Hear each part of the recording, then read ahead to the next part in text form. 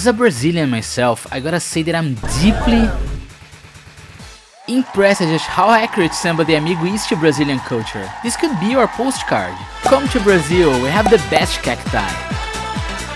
Hello, welcome to my channel, I'm glad to see you. I finally have my Dreamcast back with me again after 3 years of separation. I had to leave the poor thing behind when I moved countries. So I wanted to talk about how much this console means to me. But before that we gotta do something about it. Look how sad it looks, all yellow thanks to the years of sun damage.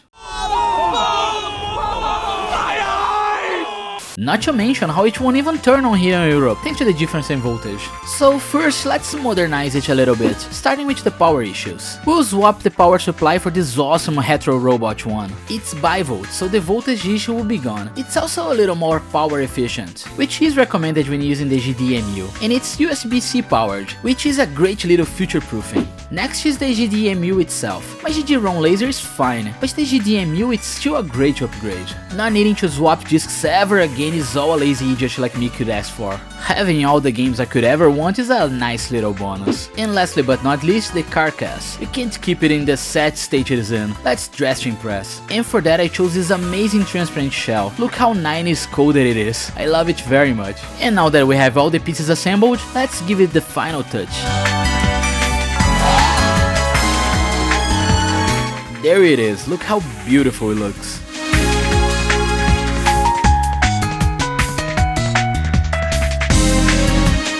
Remember the Dreamcast? I mean, how could you forget? The thing still gets games to this day. In a way, it's the console with the longest lifespan ever, and at the same time it had a very short life. The Dreamcast is a console of opposites. It was ahead of its time, but at the same time it was stuck in the past. It's considered one of the best consoles ever made by some people, but it nearly bankrupted its company. It is truly a complicated machine. But what do I mean by ahead of its time but stuck in the past? It was futuristic in the sense of how it knew what the future held for console games, and that was online connectivity. Being online was one of the main components of what made the Dreamcast so special, and Sega knew that, to the point of bundling every single Dreamcast with a basic modem to facilitate that connection. And it wasn't just a gimmick either, they truly tried to establish the Dreamcast as an online multiplayer juggernaut. The amount of games that supported online play on the Dreamcast was staggering, especially considering the very small lifespan the console had. Sega itself was banking hard on it, to the point of putting Sonic Team itself to work on Phantasy Star Online, the first console MMO ever made, and the Dreamcast introduced me to this game. I like it so much when I played for the first time a few weeks ago that I ended up migrating to the PC version, just so that I could play it online with Mika, and now I have a new lifelong addiction. Thanks Sega. This game was a big deal. It is still one of the very few games that supported online play on the GameCube when it was ported. It even got this goofy controller to facilitate communication between the players. I want to have it in my collection so bad. But we'll talk about Phantasy Star Online another day. The Dreamcast has plenty more to offer. Sega also tried to innovate with how you stored your save data on the Dreamcast with the VMU. It's not only a memory card, but also its own little device in which you can play minigames on, transfer saves between one another, and also works like a little extra screen for your controller that shows all kinds of neat little graphics. Look how cute it is in action.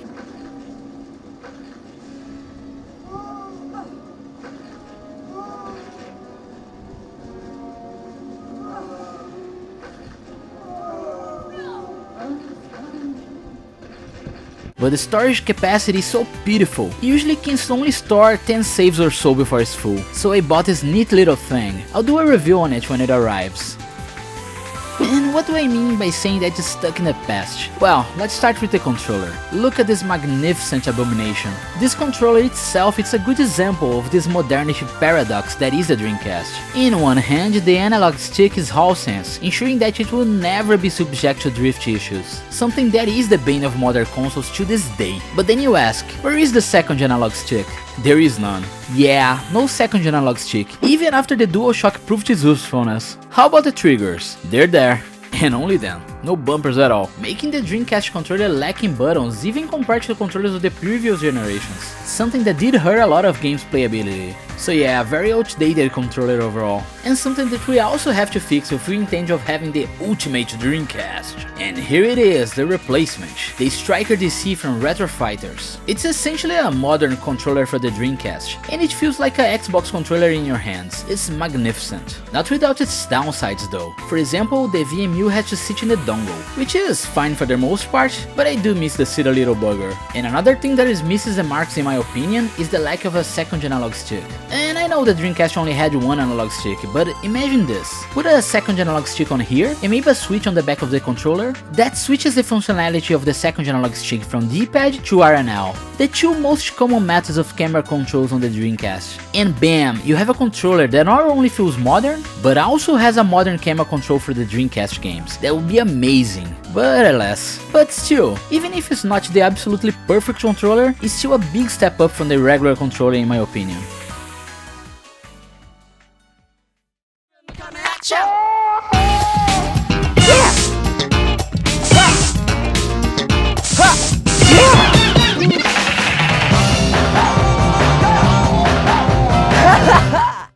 Anyways, still on this topic about this dichotomy of futuristic versus stuck in the past, the games are the next topic in which I like to talk about. In one hand we have those online multiplayer games, something very modern for its day. But on the other hand we have straight up arcade conversion of games, with time limits and all. And don't get me wrong, I love arcade games. But by the time the Dreamcast was released, console games had pivoted heavily from their arcade roots. Story-driven games were starting to take off. Games like Metal Gear Solid are good examples of how even with the technical limitations of the 5th generation of consoles, it was possible to have a great cinematic narrative. Squaresoft was another example. They already proved that story-driven games could be as engaging as coin munchers, with their RPGs on the NES and especially on the SNES with games like Final Fantasy VI and Chrono Trigger. But on the PS1, they were firing on all cylinders, with efforts that weren't chasing cinema, they were cinema.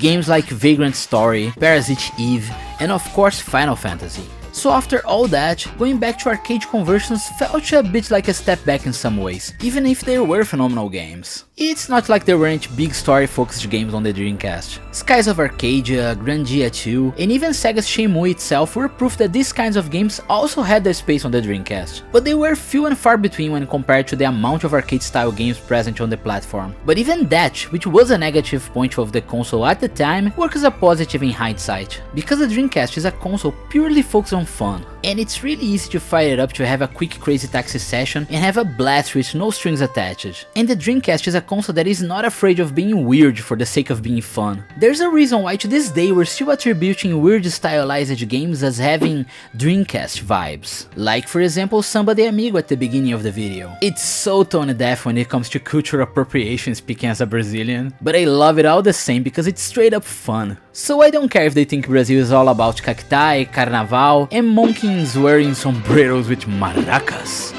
And there's plenty more wacky games on the Dreamcast, like Space Station 5 for example, with a delightful rhythm game, with a weirdly long intro cutscene explaining the plot for some reason. Oh yeah, I play rhythm games for the plot.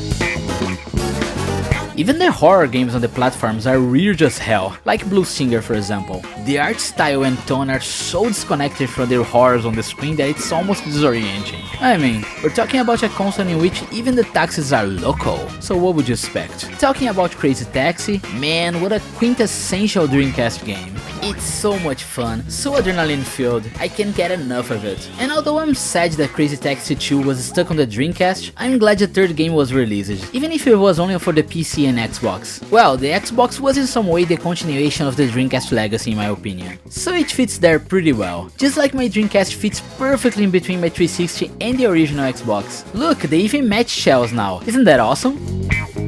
And one of the things that surprised me about the Dreamcast in general is how many great games it has. It's all killer, no filler. If like me you decided to put a GDMU on it, you can fit nearly all of the Dreamcast catalog of games in a 500GB SD card. And trust me, you want to do that, because there's so many gems stuck forever on the Dreamcast that need to be played.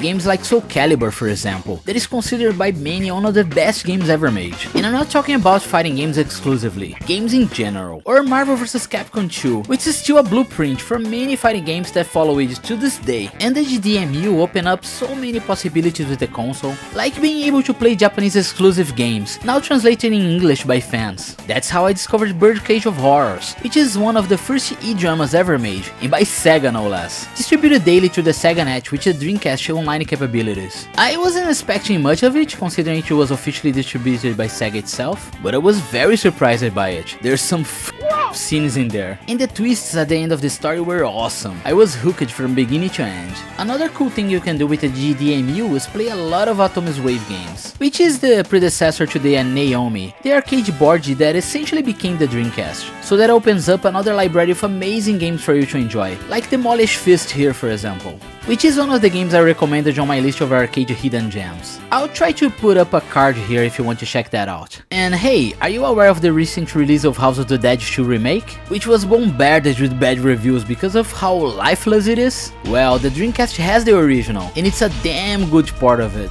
especially if you have a CRT and can play with a light gun. But do you know what is the optional way of playing it? But this is the Dreamcast keyboard. You can chat online in PSO with it, you can play FPSs with it, but most importantly, you can play Typing of the Dead. This is a version of House of the Dead in which to kill the monsters, you have to type all kinds of words on the keyboard. It's a genius novelty idea, which makes for an incredibly fun game. As always, only possible thanks to the mad geniuses at Sega and the unlimited potential for weirdness on the Dreamcast. There's a few other games that also uses the keyboard, like Neon Genesis Evangelion here. And wait, is this a MIDI rendition of the main theme I hear?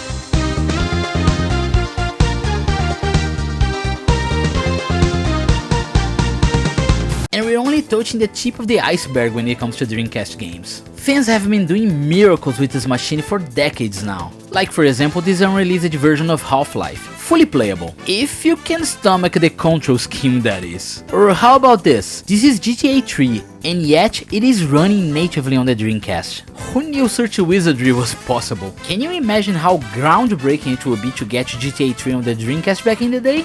Do you think it could have saved the console? Let me know in the comments. The moral of the story is, if you like great games from a bygone era in which the main point of games were to be straight up fun, then the Dreamcast is definitely a console in which you should check out. Especially nowadays where there's so many cool mods you could do with it without breaking the bank, it became an essential part of my living room setup, as you can see, and I'm sure it would become part of yours too. But let's stop for now. I could yap about the Dreamcast for much longer, but then I will never be able to put up this video in time. And I hope you enjoyed this video, and if you did, leave it a like, and subscribe to our channel. We're on the road to 5K, help us get there. But that's it for now, bye bye.